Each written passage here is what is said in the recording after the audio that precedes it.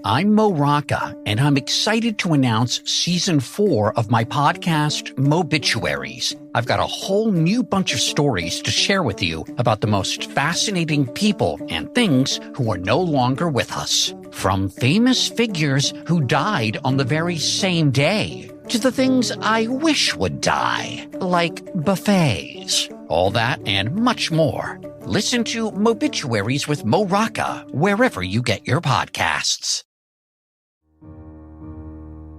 Inspired by the life of the savvy and ambitious Colombian businesswoman Griselda Blanco comes a new Netflix original limited series. Griselda tells the story of a devoted mother who, with her lethal blend of charm and relentless savagery, creates one of the most powerful cartels in history. Witness Sofia Vergara's captivating transformation into the godmother of the underworld. Griselda, now streaming only on Netflix. Hey, fool, you ready for another beating? You should have never came back. Bare naked. Bare naked. I give the globe another spin. I give the globe another spin. I give the globe another spin. Welcome to the Bare Naked ABC's Addendum. We gotta come up with a better name than that. I'll figure it out. Joining me this week... The appendices. It should be a Beardendum.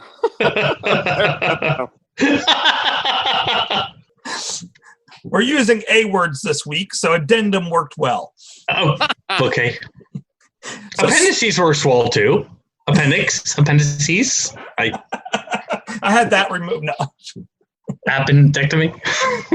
Jokes like these give me an aneurysm. So we're going to have to be careful. This is still a PG-13 podcast, so be careful with the A words that you use this week as we're discussing the song A. A is for angry, which is what you are in me. A is for adult, which is what I'll never be. Okay. You guys were not with us the first time that we went over the song A. We were not. So A is off from Maybe You Should Drive, and I believe... No, you're in my wheelhouse now, dude. I always get Maybe You Should Drive and Born on a Pirate Ship messed up. So. And the reason why I was not on the show for A is I had been sending my application in for years and it was finally accepted. Finally accepted, that's right. Years later.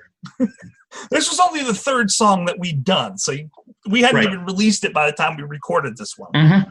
So there was no way to bring anyone else on. What do you guys think of the song? Hey, we've discussed the musicality and the lyrics, but I want to hear your thoughts. Go ahead, Jeff. You want to hear my thoughts on this song?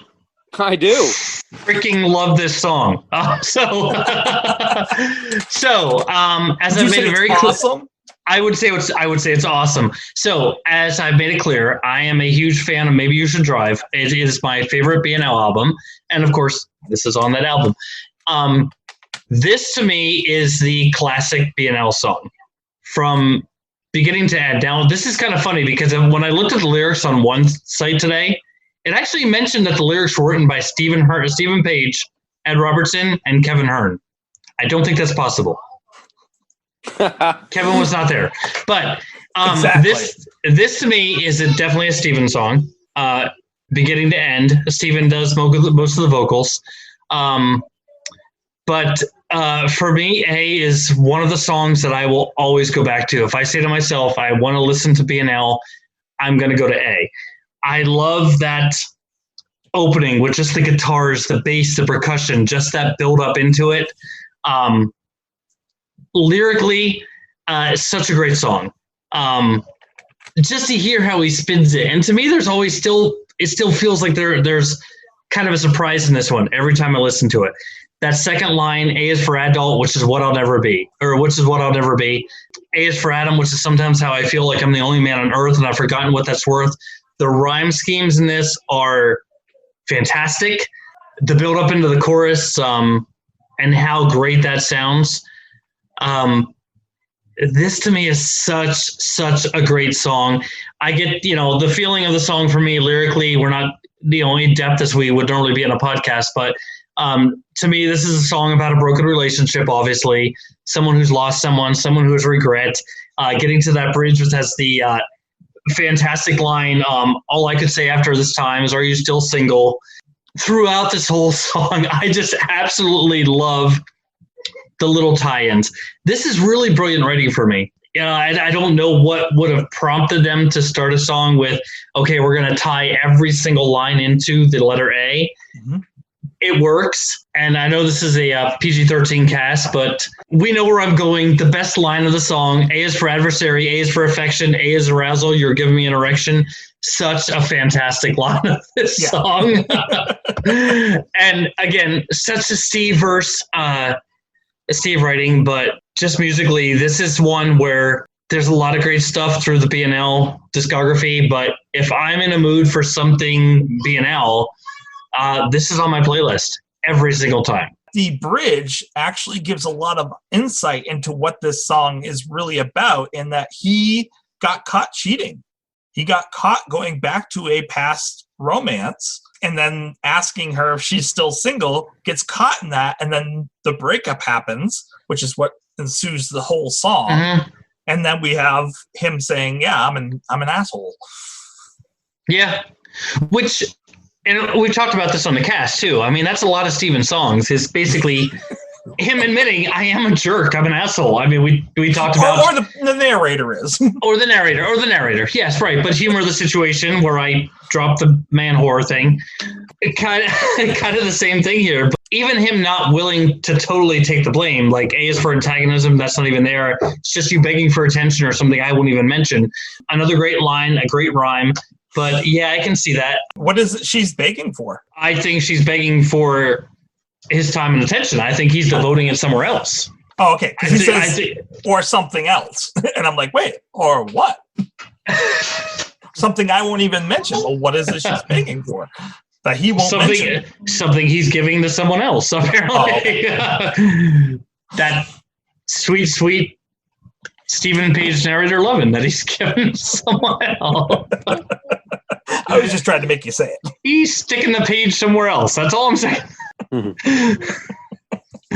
The page is going into another book, Tracy. That's sticking that leaf somewhere else. Do another. Stefan, what do you want me to say? I'm going to pick the best analogy there and just keep it. Okay, all right. Stefan, what were your thoughts on this song? Definitely really like this song, and it's clear it's BNL right from the very beginning. A great classic BNL sound with Steven at the helm for lyrics, and then it's almost as though they took Sesame Street and turned it into an adult song, which is good, and they're notorious for making things intellectual and smart and really catchy. What I liked about this is, even though the lyrics are I don't even know how to describe the lyrics. I mean, everything is A, for Pete's sakes. It's like, it really is like A is for apple, it's good enough for me kind of thing. But they do it in such a way that it works for some reason. But you combine that with the beat and the sound that's generated with this song, and I'm really impressed by it all.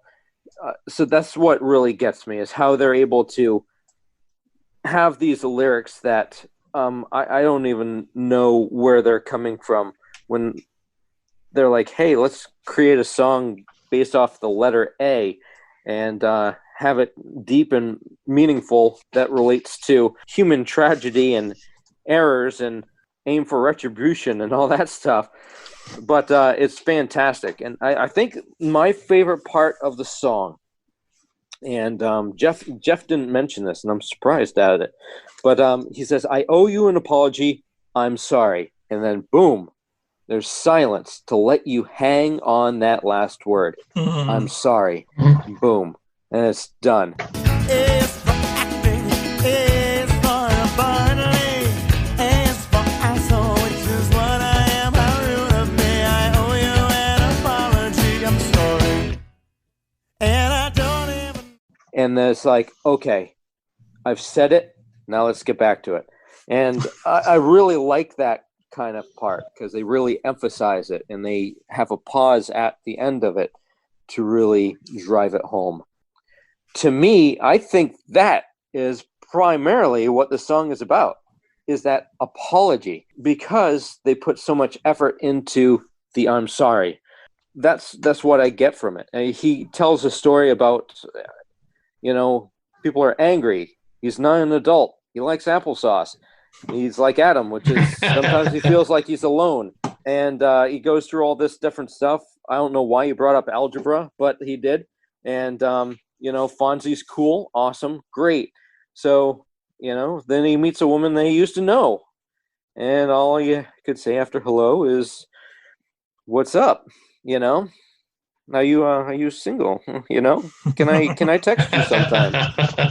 Stuff like that. And are you still single? Basically, are you still single? Yeah, exactly. So basically, the follow-up song to this should be B. For B is for bonehead.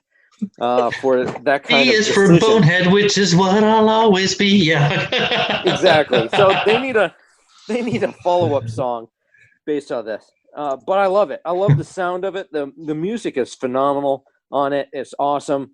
The lyrics, they work. I don't know how, but they do. And I love that I'm sorry. Boom.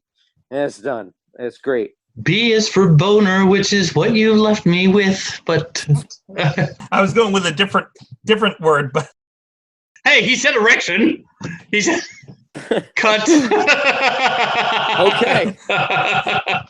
Well, I'm flattered. I'm very flattered, Jeff, that you would sing that about me. Every time, Stefan, every time. All right. All right. How I leave a cast. No, but you this whole time I thought it was the couch poking me. Apparently it's not. I'm looking through my transcript because Stephen did give us some information on this song when I interviewed him a year after we released this. No, going off what you said, Stefan, no. I do like, if we're talking about the whole build up to the apology and him trying to defend himself, he actually does admit that in the final verse, which I do love, which is the A is for attitude, I can't help but wield. A is for arrogance, emotional shield. Like, he's basically mentioning this whole personality that I have, this a-hole personality is how I'm defending myself. A is for acting, A is for repair, importantly. I love that moment in the song where he's been doing the A lines for the entire thing. A is for acting. A is for importantly. I've been acting importantly. A is for asshole, which is what I am. How rude of me, and then leads into the whole sorry thing. Yeah. Which I do love. Of his, he's of his behavior. Yeah. After a whole bunch of, ruffling his feathers and puffing his chest, in the third verse, he basically is admitting, yes, I'm a jerk. Yeah, I screwed up. Yeah, my behavior was abhorrent, and right. Yeah, it was. Yeah, I completely bombed on that one. Yep, screwed up. So, A for effort, but D in delivery. I feel like the A for the asshole was probably the first thing they wrote for this song, and then they just worked back. Like, this whole song is going to lead up to A is for asshole. Yeah. Now, where do we go with this? No, it was good. It was well written. And yeah. No, this is quintessential B&L lyrics, and just all the catchiness and all the little twists and the wordplay, and it's just glorious, and I love this song. Yeah. Oh, there we go. Ha, found it. Can I talk to you a little bit about A? And he says, sure. And I said, what was the applesauce and algebra line? There was a lot of them we understood, like the relational discussion and what was going on there. But A is for applesauce and algebra were those interesting lines that were like, I'm not sure what he's trying to get to with that. Can you explain a little bit about those, please? And he said, A is for applesauce, my favorite meal. What was the algebra one? He's like, and I repeat it. He goes, I think I used algebra as an example of something that's difficult, or at least difficult for me. Applesauce was sort of an in-joke between me and Ed. It was like a fake band that we talked about at one point called Applesauce. Ladies and gentlemen, Applesauce. Something that Ed had said once, and I died laughing. So sometimes in songs, we just have those little in-jokes that make the other guy laugh. But, the challenge of the song was just trying to song and spare words that start with the letter A as a way to describe a person and tell a story at the same time.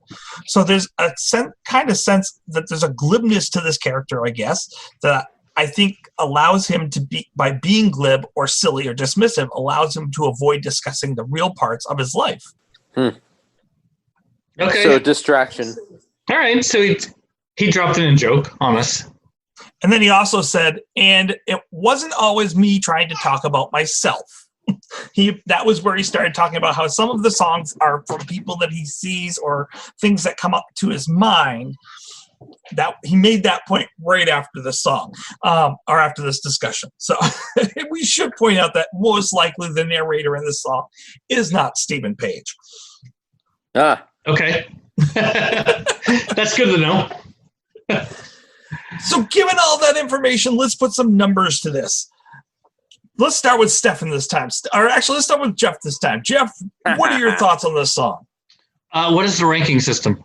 Oh, my God. So for this one, we gave it how many? Well, we were looking at the grading system, and we were talking about grades. And, of course, the best grade you can give something is an A.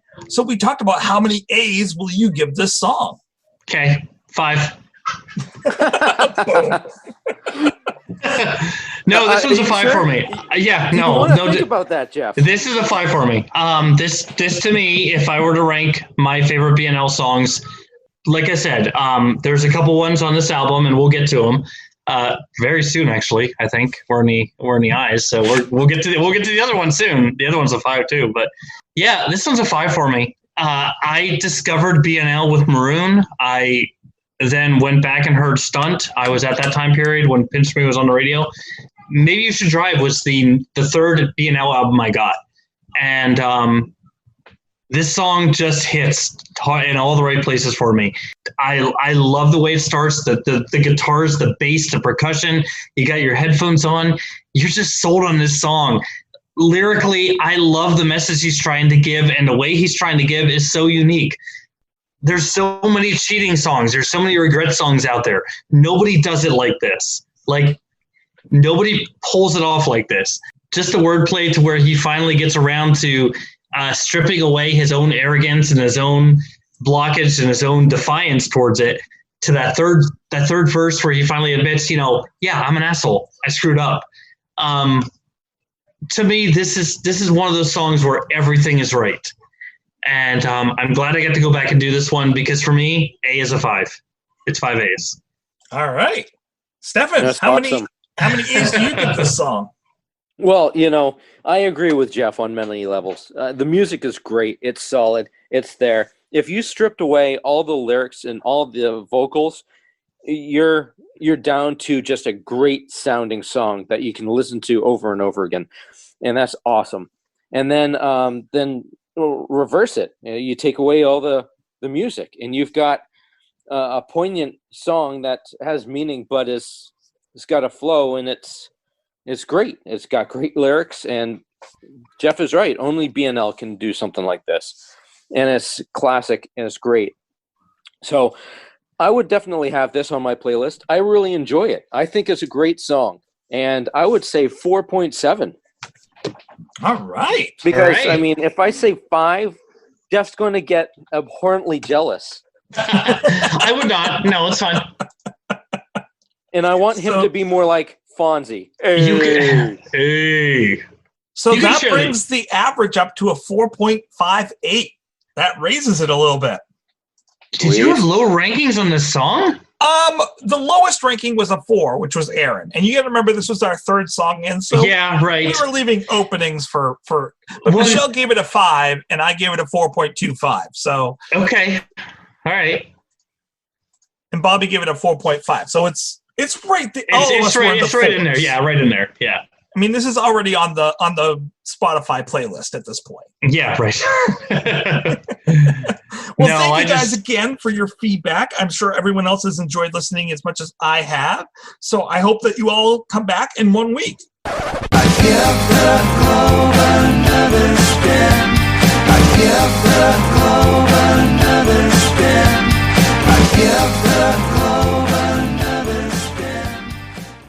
To celebrate joining Pantheon Podcasts, Rock Camp, the podcast, the official podcast of Rock and Roll Fantasy Camp, is giving away a guitar signed by Mike Portnoy of Dream Theater, Marty Friedman, formerly of Megadeth, and legendary shredder Zakk Wylde, plus our rockstar counselors like Vinny Appice, Monty Pittman, and more. To enter to win, simply follow, rate, and review our podcast on your preferred platform, and that's all you have to do. For more information, go to rockcamp.com/podcast.